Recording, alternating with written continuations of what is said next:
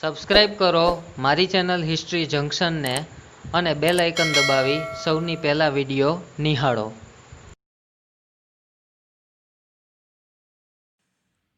નમસ્કાર વિદ્યાર્થી મિત્રો. હવે ઇતિહાસના ત્રીજા ચેપ્ટરની અંદર હું ગિરીશ સવની આપ સર્વનું હાર્દિક સ્વાગત કરું છું.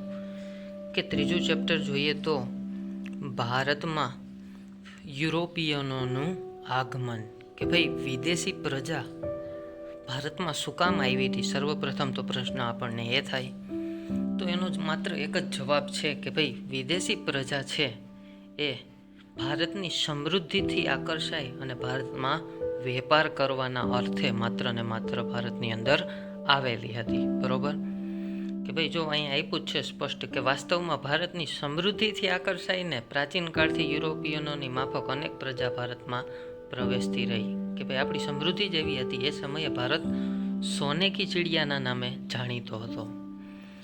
એમાં ઈસવીસનની 13મી સદીથી લઈને 16મી સદી સુધી યુરોપમાં નવજાગૃતિ, ધર્મ સુધારણા, ભૌગોલિક શોધખોળોને પરિણામે અનેક પરિવર્તનો આવતા રહ્યા હતા. કે ભાઈ નવી વિચારસરણી આવી, ધર્મમાં નવા સુધારણા આવ્યા, નવી શોધખોળ થઈ, તો એમાં અવનવું પરિવર્તન આવ્યું. યુરોપની અંદર જો વાત કરીએ તો સામંતશાહી આચાર અને વિચારનો ત્યાગ કરી આધુનિક બની રહ્યું હતું. અને એમાંય જો વાત કરીએ ઇંગ્લેન્ડ એમાં વિશિષ્ટ સ્થાન ધરાવતું હતું. શું કામ? કારણ કે તેણે તો લોકશાહીને આવકારી અને વિકસાવી હતી. કે ભાઈ લોકશાહીનો જન્મદાતા એટલે ઇંગ્લેન્ડ, કે એણે લોકોને, બુદ્ધિગમ્ય લોકોને સ્થાન આપ્યું. કે લોકોનું શાસન ચાલશે, બુદ્ધિગમ્ય લોકો આગળ આવશે તો આમાં કંઈક પરિવર્તન આવશે. તેણે બુદ્ધિગમ્ય શાસનથી પ્રગતિશીલ સમાજ વ્યવસ્થા પણ વિકસાવી હતી.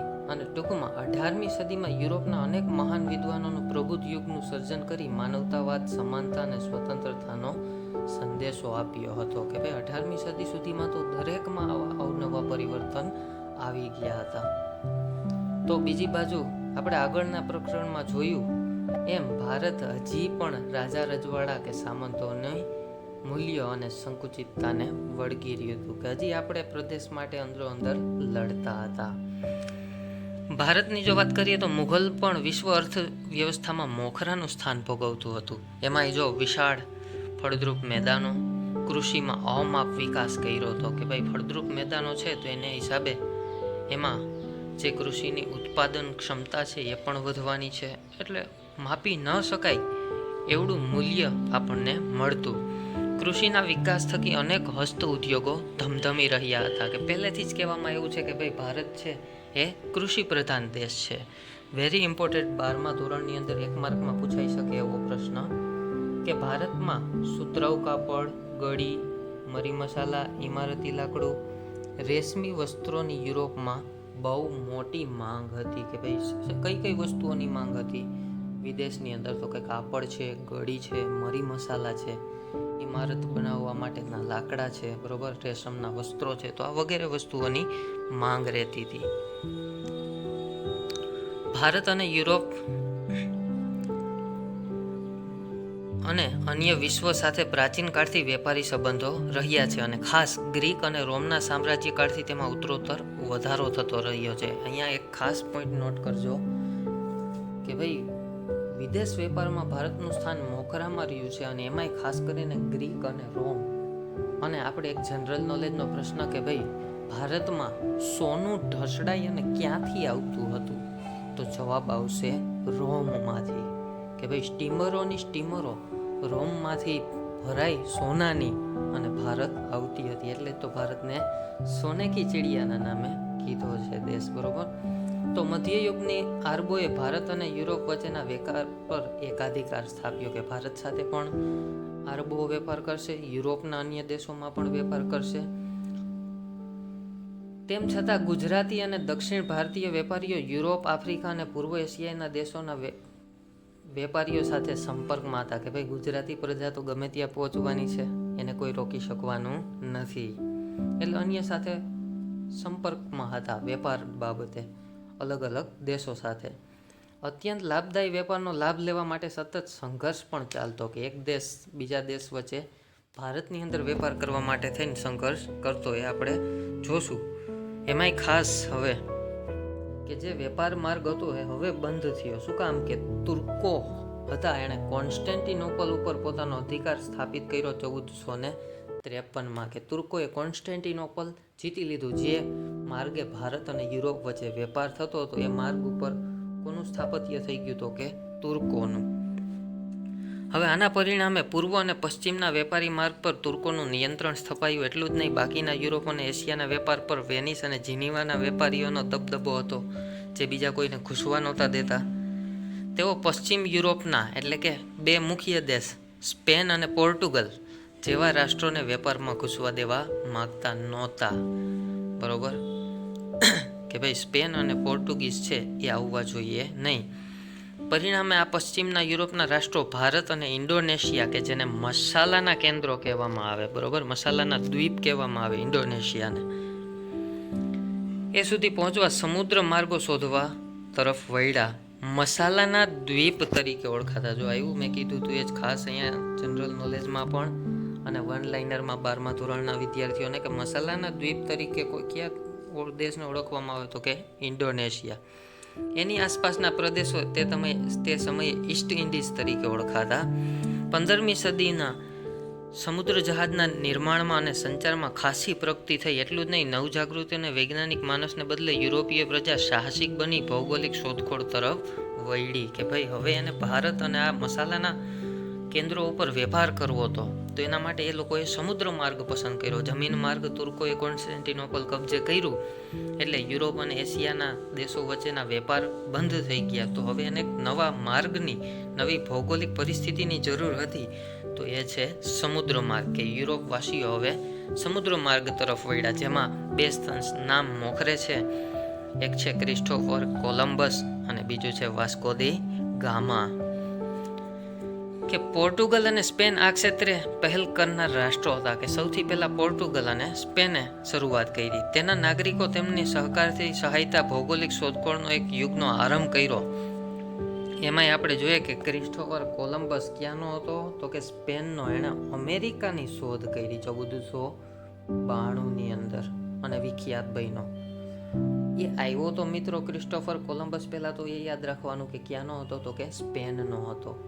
બરોબર, કે સ્પેનનો ક્રિસ્ટોફર કોલમ્બસ ભારત આવવા માટે થઈ અને નીકળો તો, અને આકસ્મિક રીતે જઈ ચડ્યો ક્યાં? તો કે અમેરિકા. એટલા માટે 1492માં એણે અમેરિકા શોધ્યું. પણ જ્યાં સુધી એ જીવો ત્યાં સુધી તો એણે માત્ર એક જ વસ્તુ માની છે કે મેં જ ભારતની શોધ કરેલી છે. બરોબર, એટલે અમેરિકાની હકીકતમાં એણે શોધ કરી હતી 1492માં ક્રિસ્ટોફર કોલમ્બસે.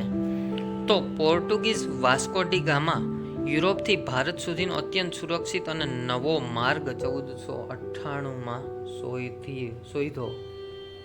કે ભાઈ નવો માર્ગ છે 1498માં. પોર્ટુગીઝ નાવિક વાસ્કો ડી ગામાએ 1498ની અંદર મુંબઈના કાલિકટ બંદરે ઉતરો. એ સમયે ત્યાંનો રાજા ઝામોરીન હતો, અને તારીખ પણ તમને કહી દઉં, 22 મેના રોજ. બરોબર, 22 મે 1498 કે ત્યારે આ ભારત આવ્યો. અને વાસ્કો ડ ગામાને મદદ કરનાર આ એક ખાસ યાદ રાખજો, કચ્છનો વેપારી હતો. ભારત આવવા મદદ કરનાર આ બહુ ઓછા વ્યક્તિઓને ખ્યાલ હોય છે કે વાસ્કો દ ગામાને મદદ કરનાર ગુજરાતી કોણ હતો? તો કે કચ્છનો વેપારી, નામ છે એનું કાનજી માલમ. બરોબર, કે કચ્છનો વેપારી કાનજી માલમ છે, એણે વાસ્કો દ ગામાને ભારત આવવા મદદ કરેલી હતી. તેણે આ સામુદ્રિક ભૂશીરને કેપ ઓફ ગુડ હોપનું નામ આપ્યું. કે જે જળ માર્ગે થઈ અને ભારત આવ્યું તો એને નામ આપવામાં આવ્યું કેપ ઓફ ગુડ હોપ ભૂશીર, એનું નામ હતું. વિશ્વના ઇતિહાસમાં સમુદ્ર માર્ગોની આ શોધ દ્વારા તેણે નવા અધ્યાયની શરૂઆત કરી, કે નવું ચેપ્ટર શરૂ થયું. કે પોર્ટુગીઝ નાવિક વાસ્કો દ ગામાએ ભારત આવવાનો અત્યંત સુરક્ષિત માર્ગ 22 મે 1498ના રોજ શોધી કાઢ્યો અને મુંબઈના કાલિકટ બંદરે પહોંચી ગયો.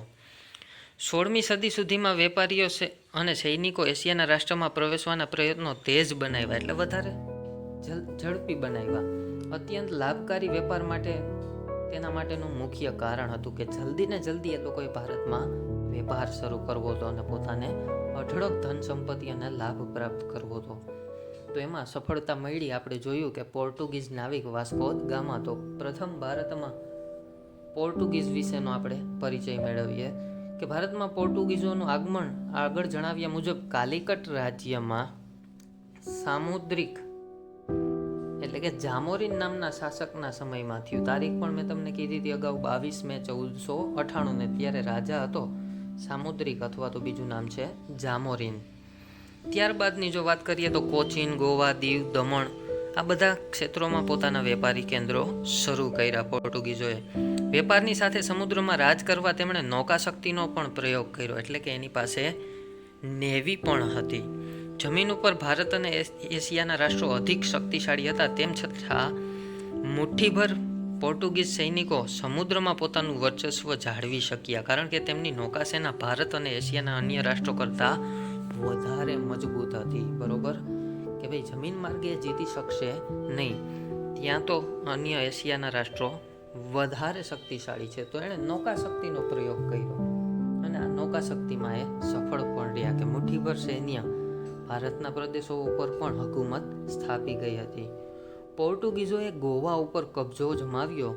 સમુદ્રી ચાંચિયાગીરી અને લૂંટફાટનો આશરો લઈ ભારતીય સમુદ્રમાં તેમણે મોખરાનું સ્થાન હાંસલ કર્યું. ચાંચિયાગીરી એટલે ધ્યાન રાખવું, જહાજો આવતું હોય જાતા હોય તો એને લૂંટવા, એ લૂંટફાટનો પણ આશરો લીધો અને ગોવા ઉપર કબજો કરીને મુખ્ય મથક ગોવાને બનાવ્યું પોર્ટુગીઝોએ. પોર્ટુગીઝ સરકારે વેરી ઇમ્પોર્ટન્ટ મિત્રો, ખાસ અહીંયા ટીક કરજો, હિન્દમાં તેનો પ્રથમ ગવર્નર આલ્મેડોની નિમણૂક કરી કે ભારતની અંદર પોર્ટુગીઝ ગવર્નર કોણ પ્રથમ તો કે આલ્મેડો, એની નિમણૂક કરી 1507ની અંદર. ત્યારબાદ આલ્ફ્રાન્સો અલ્બુકર્ક ગવર્નર નિમવામાં આવ્યો. ગોવા જીતી તેને પોર્ટુગીઝ રાજ્યની રાજધાની બનાવી 1510માં. બરોબર, ગોવાને જીતું ક્યારે તો કે 1510ની અંદર. પહેલા આવ્યો પોર્ટુગીઝ ગવર્નર આલ્મેડો અને ત્યારબાદ આવે છે અલ્બુકર્ક. આલ્ફ્રાન્સો યાદ ન રહે તો અલ્બુકર્ક આવ્યો અને ત્યારબાદ લગભગ 100 વર્ષ સુધી ભારતીય જળસીમા ઉપર તેમનું જ રાજ ચાલતું રહ્યું કે ભાઈ એની નૌકાશક્તિ પોર્ટુગીઝોની વધુ અને શક્તિશાળી હોવાને હિસાબે લગભગ 100 વર્ષ જેટલો સમયગાળો એમણે પોતાનું આધિપત્ય જમાવી રાખ્યું. ત્યારબાદ પોર્ટુગીઝો બાદની પ્રજાની વાત કરીએ તો છે ડચ લોકો કે 16મી સદીના ઉત્તરાર્ધમાં હોલેન્ડ એટલે હાલનું નેધરલેન્ડ, હોલેન્ડે પણ વિશ્વ વેપારમાં ઝંપલાવ્યું. ભારતમાં પોર્ટુગીઝ વેપાર વાણિજ્યને તોડવા માટે તેણે કાર્ય કર્યું. હોલેન્ડની નાની નાની કંપનીઓને જોડી ઈસવીસન 1602માં વેરી ઇમ્પોર્ટન્ટ નવી ડચ ઈસ્ટ ઇન્ડિયા કંપનીની સ્થાપના કરી કે ડચો આવ્યા તો ડચોએ પોતાની કંપનીને નામ આપ્યું ડચ ઈસ્ટ ઇન્ડિયા કંપનીની સ્થાપના થઈ 1602માં. ફ્રેન્ચ ઈસ્ટ ઇન્ડિયા કંપનીની સ્થાપના 1664 અને બ્રિટિશ ઈસ્ટ ઇન્ડિયા કંપનીની સ્થાપના 1600માં થઈ હતી. બરોબર, ડચો મોટે ભાગે ઇન્ડોનેશિયાના જાવા, સુમાત્રા જેવા મસાલાના સમૃદ્ધ કેન્દ્રો પર એકાધિકાર પ્રાપ્ત કરવા માગતા હતા કે ભાઈ ઇન્ડોનેશિયા કે જે મસાલાના દ્વીપ તરીકે જે જાણીતા હતા ઇન્ડોનેશિયાના, બરોબર, જાવા છે, સુમાત્રા છે, તો એ તમામ ઉપર ડચની નજર હતી. તેમણે આ ક્ષેત્રોમાં પોર્ટુગીઝોને હાંકી કાઢ્યા કે ત્યાં પોર્ટુગીઝોનું શાસન હતું તો એની વચ્ચે યુદ્ધ થયું અને એમને જતું રહેવું પડ્યું. એટલું જ નહીં, ભારતના ગુજરાતમાં સુરત, ભરૂચ, ખંભાત અને અમદાવાદ તથા કેરળના કોચીન, મદ્રાસના નાગપટ્ટનમ, આંધ્રપ્રદેશના મસુલીપટ્ટનમ, બંગાળના ચિનસુરા, બિહારના પટના અને ઉત્તર પ્રદેશના આગ્રા ખાતે વેપારી કોઠી સ્થાપી આ ડચોએ ઈસવીસન 1658માં પોર્ટુગીઝો પાસેથી શ્રીલંકા જીતી લીધું કે ભાઈ ડચોએ નૌકાશક્તિ કોની વધારે હતી તો કે પોર્ટુગીઝોની વધારે હતી, છતાં પણ 1658ની અંદર એમની પાસેથી શ્રીલંકાને જીતી લેવામાં આવ્યું અને આ જીતી લઈ પોર્ટુગીઝ સત્તાને મોટામાં મોટો ફટકો આપ્યો હતો કે પોર્ટુગીઝો જમીન બાબતે એટલા બધા શક્તિશાળી હતા નહીં, નૌકા સૈન્ય જ માત્ર એનું શક્તિશાળી હતું, છતાં પણ ડચો એમને ટક્કર આપીને 1658ની અંદર એમણે અને શ્રીલંકા એમની પાસેથી જીતી લીધું. અને આવી રીતે ડચ છે એ પણ ભારતની અંદર વેપાર કરવા માટે ધીમે ધીમે આગળ વધતા જાય છે અને પોતાનું સત્તા અને સ્થાન મજબૂત બનાવતા જાય છે. ત્યારબાદ ભારતને 200 વર્ષ પાયમલ કર્યું એવા બ્રિટિશ વિશે આપણે નેક્સ્ટ વિડીયોમાં ચર્ચા કરશું. અત્યાર સુધી જેટલું પણ ટીક કરાવેલું છે આ વિડીયો લેક્ચરની અંદર ખાસ તૈયાર કરજો મિત્રો, બરાબર, કારણ કે ગવર્મેન્ટ એક્ઝામની અંદર પણ આ વસ્તુ ખાસ ઉપયોગી છે. ફરી આપણે એક નવા અધ્યાય ઉપર મળશું, નવા ચેપ્ટર ઉપર આવતા વિડીયો લેક્ચરમાં. ત્યાં સુધી બધા આવજો.